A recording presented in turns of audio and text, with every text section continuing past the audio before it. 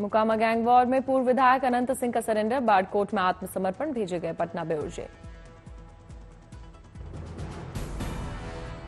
बिहार के मोकामा में देर रात फिर हुई फायरिंग, सोनू मोनू के मुंशी रहे मुकेश के घर पर गोलीबारी, गैंगस्टर सोनू ने किया सरेंडर।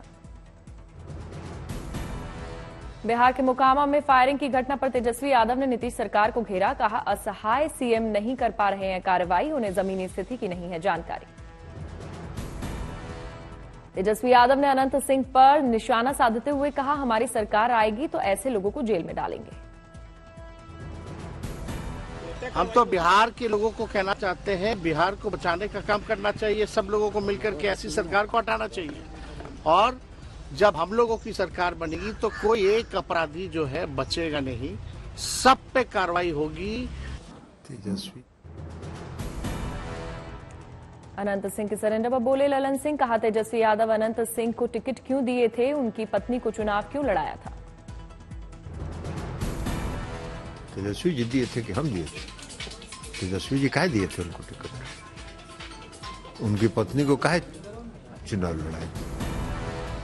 अनंत सिंह के सरेंडर पर विजय सिन्हा की भी आई प्रतिक्रिया, कहा सरकार सजग है, सरकार कानून का राज स्थापित कर रही है, गलत करने वाले बचेंगे नहीं। मोकामा गोलीबारी मामले में सांसद पप्पू यादव ने पुलिस पर भी साधा निशाना, कहा पहले गोलियां चलाई गईं और फिर दोनों तरफ से अपराधी मीडिया में इंटरव्यू दे रहे थे, पुलिस क्या कर रही थी।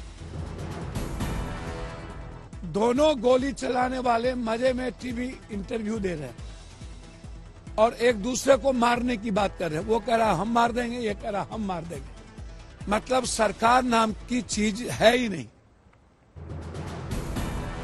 आरजेडी सांसद मीसा भारती ने नीतीश सरकार पर साधा निशाना, कहा बिहार में लॉ एंड ऑर्डर खराब है, जिन्होंने गोली चलाई उनको सरकार सुरक्षा दे रही। सुनने में आया कि जिन लोगों के द्वारा गोलीबारी की गई है उनको और सुरक्षा दी जा रही है, तो उनके हौसले और बुलंद होंगे और इस तरह के वारदात बिहार में देखने को मिलेगा।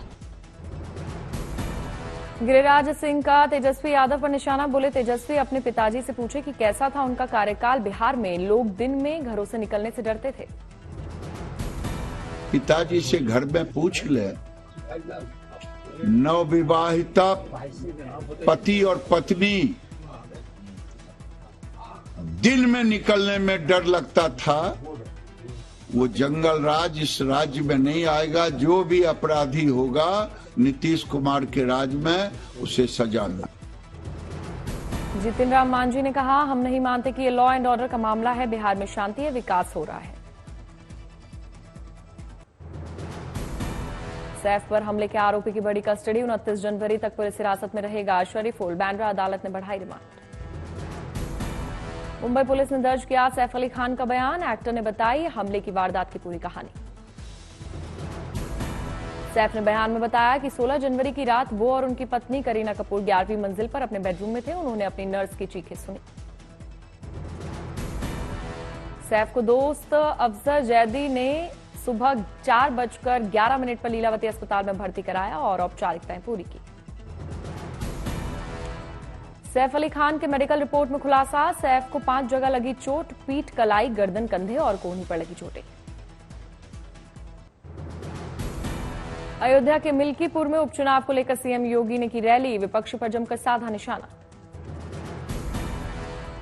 सीएम योगी ने समाजवादी पार्टी पर साधा निशाना, कहा एसपी ने राम मंदिर और महाकुंभ का विरोध किया। सीएम योगी बोले परिवारवाद और जातिवाद की राजनीति विकास में बाधा। आपके विकास में बाधा है ये परिवारवाद और जातिवाद, आपके विकास में बाधा है ये परिवारवाद और जातिवाद की राजनीति। सीएम योगी ने अपराध को लेकर समाजवादी पार्टी को घेरा, कहा जहां प्लॉट खाली होता है वहां झंडा लग जाता था, इनका झंडा माफिया और अपराधी को बचाने के लिए।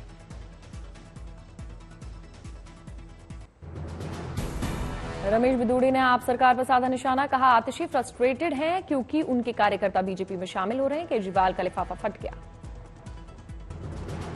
बनाने के लिए केजरीवाल के साथ जुड़े थे, इन्होंने देख लिया कि लिफाफा केजरीवाल जी के 10 साल में फट गया है, तो अब उनके पास कोई और ऑप्शन ही नहीं है। अच्छा होता आतिशी बहन 5 साल में मैंने कालकजी में क्या की, राहुल गांधी के गायब होने पर बोले कांग्रेस नेता संदीप दीक्षित, कहा राहुल गांधी बीमार हैं, 2 से 3 दिन में फील्ड में आएंगे नजर। ताहिर हुसैन को जमानत नहीं मिलने पर बोले ओवैसी, कहा केजरीवाल, सिसोदिया, अमानतुल्लाह को बेल मिल जाती है, लेकिन ताहिर हुसैन और शिफा को बेल क्यों नहीं मिलती। को बेल क्यों हो गई, सिसोदिया को बेल क्यों हो गई, शिफा को बेल क्यों नहीं होती, जैन को बेल हो जाती है, ताहिर हुसैन को बेल नहीं होती है। बताओ कौन किससे मिला हुआ है। ये वही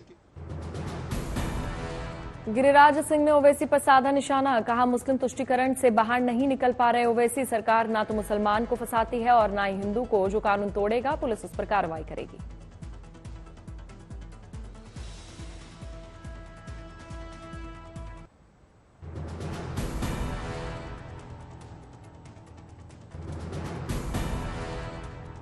प्रचार के दौरान केजरीवाल पर हुए हमले को लेकर आम आदमी पार्टी ने चुनाव आयोग से की शिकायत। दिल्ली सरकार पर राहुल गांधी का हमला, प्रदूषण और भ्रष्टाचार के मोर्चे पर आम आदमी पार्टी को घेरा। राहुल गांधी ने केंद्र और दिल्ली सरकार पर भी साधा निशाना, कहा अब मोदी और केजरीवाल का झूठा प्रचार और पीआर मॉडल नहीं, दिल्ली मांग रही शीला दीक्षित का विकास मॉडल। यमुना में डुबकी चैलेंज पर यूपी में जुबानी जंग तेज, अखिलेश यादव की सीएम योगी को चुनौती, कहा मथुरा से गुजरती यमुना जी में आचमन करके दिखाए मुख्यमंत्री।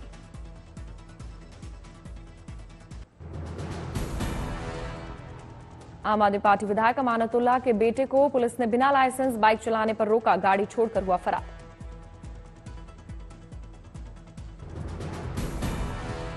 पुलिस के मुताबिक अमानतुल्लाह के बेटे अनस ने कहा कि पापा हमारे विधायक हैं, कैसे चालान काट देंगे। ये लोग बुलेट को तेज आवाज वाले साइलेंसर के साथ चला रहे थे।